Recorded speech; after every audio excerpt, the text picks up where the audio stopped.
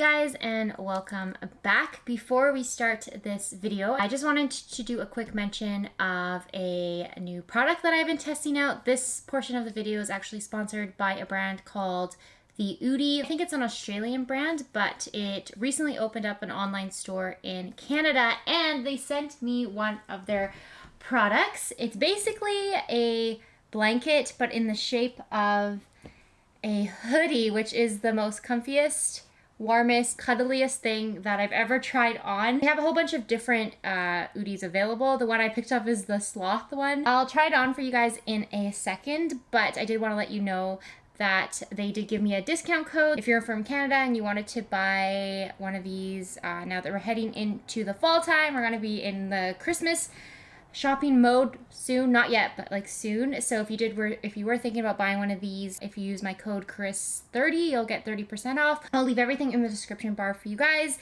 but let's just try this guy on. Okay, this is it on. It's really long and really big and really wide. I'm trying to get it in the shot for you guys, but it's really a blanket that is in the shape of a sweatshirt, so you can really curl up in it. I like sitting in it with like my legs underneath me like this, because then you're completely absorbed. You're like in a cocoon. I think it's gonna be perfect for the winter time. I know it's like really hot right now and I'm super sweaty in this, but I know in the winter time when it's gonna be super cold where I am, that I'm gonna be loving this. I cannot wait to wear it. So thank you to the OODIE for sending this over to me and for sponsoring this video, and let's just jump into my August favorites.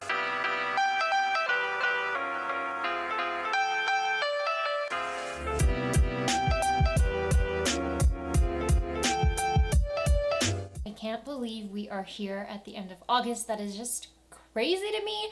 It feels like the summer has gone by so quickly. Well, I feel like every month it goes by quickly, but August, like, I cannot believe it's already gonna be September. I think it's gonna be quite a short video today, but I hope you guys enjoy it. Thank you so much for watching, and let's just go ahead and get started. I'm gonna start off with some non-beauty favorites. Well, I actually only have one physical non-beauty favorite and then a couple shows I wanted to talk about, but the first thing is this new camera. I got a new camera for like vlogging and just taking pictures. It's a little bit older now. It's one of the older models, but it's a Panasonic G95, and I used this for my entire staycation where I spent it with my parents, and I was vlogging pretty much for that entire staycation and taking photos, and this was the guy that I was using. The lens is a 25mm 1.7, which is such a nice lens. I have the stock lens as well, but I just always come back to this lens.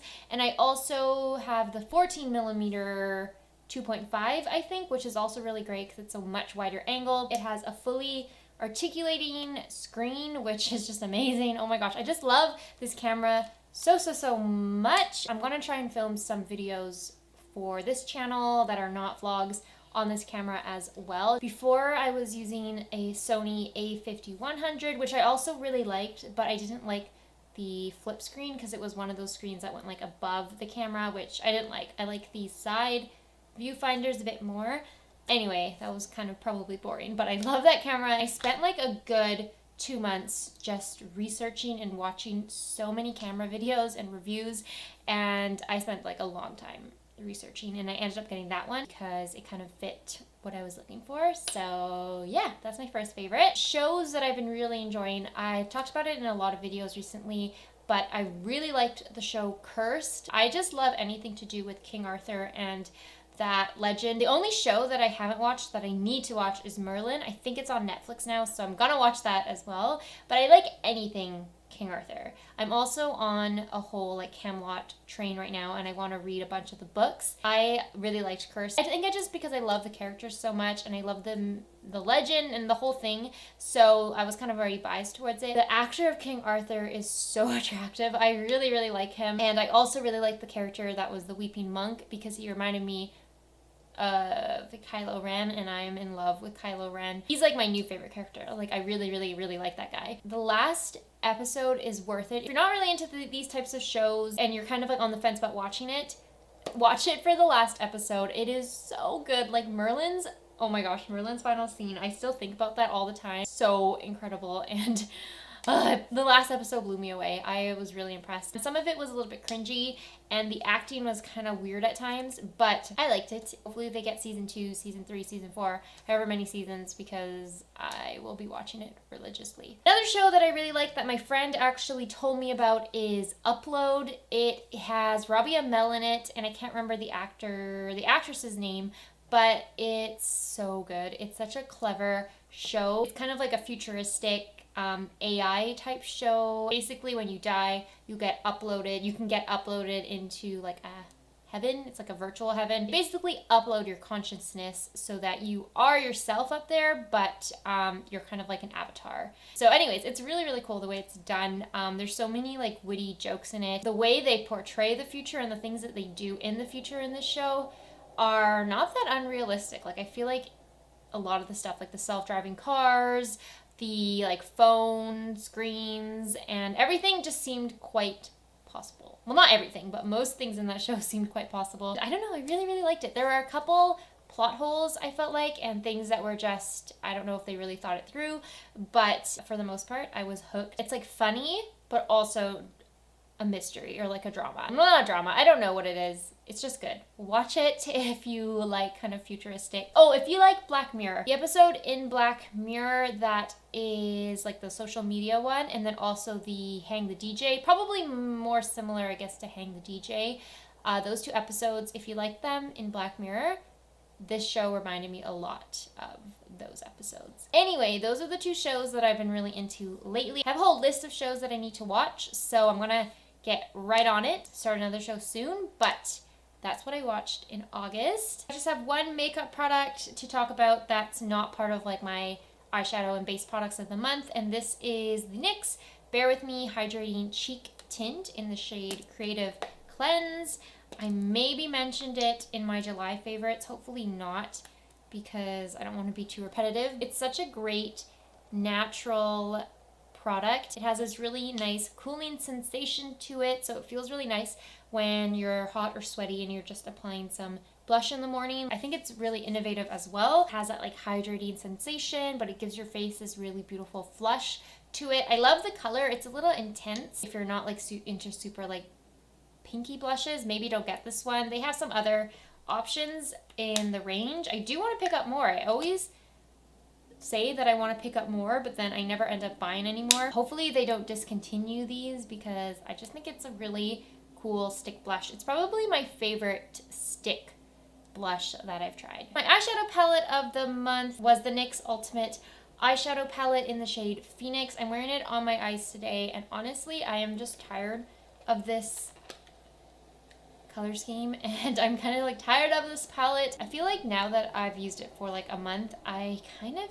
want to declutter it. I don't know. I got kind of bored, I guess. This have a lot of nice shades, and I do like the theme. I just found that I was kind of tired of this palette by the end of the month. I think it's good if you're looking for something with this color story at the drugstore, but I do feel like the formula can be a little bit dry. Like the mattes are quite dry. They still blend nicely. It's just a little bit harder to pick up pigment. They're not quite that soft, velvety, creamy matte formula that we're used to in so many other drugstore eyeshadow palettes. I don't know. It was an okay palette, and I do feel like probably when I go through my entire makeup collection again and organize it, I will likely declutter this one. My base products of the month, I love this one. It's the Maybelline Dream Urban Cover foundation with SPF 50 in it and 220 Natural Beige. Just a really great foundation that has SPF in it. I like the packaging. I like the way it lasts on my face all day,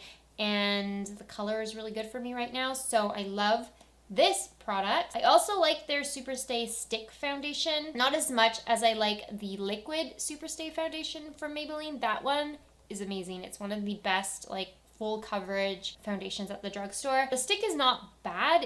I have it in the same shade, 220 Natural Beige. I do like the idea of stick products because they're easier to travel with. They're really quick to apply. It's a good product. It's just a little bit dry, I find. And the last one is the NYX Bare With Me Tinted Skin Veil, which honestly I did not wear at all this month. It is in the shade Golden Camel, which isn't the best shade for me. I'm going to swatch it because in my last video I forgot to, and then someone asked if I could swatch it.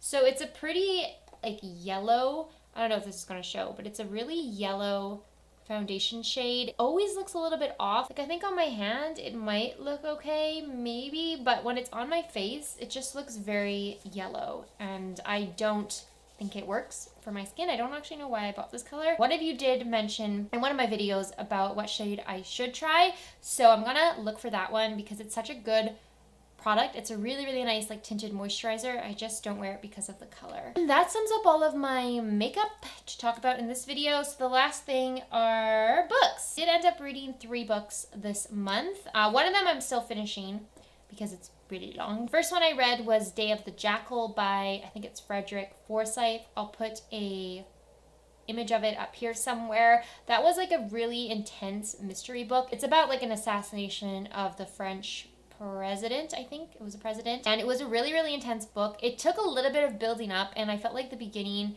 it was good, but it was a lot of information, and there's also so many characters in that book, and they're not even that important. Like he brings up all these names and characters, and I feel like they don't even add to the plot. There's a lot of interconnecting stories. You basically get the detective side and the assassin side. The end, like the last maybe like 5 chapters are so intense, and they make the whole book worth it because you're just like on the edge of your seat trying to figure out what happens and what's gonna happen. I can really imagine it as a oh my god, I can really imagine it as a movie. Like I would cast Daniel Craig as the assassin, and I'd probably cast Paul Giamatti as the detective. I can just see it. Like I could see it unfolding as a movie. I think there is one, but I hope they redo it. Like do a modern movie because I think it would be really good and really intense. I think it was historically accurate for the most part, and then it also has that element of mystery and drama, and it kept me on the edge of my toes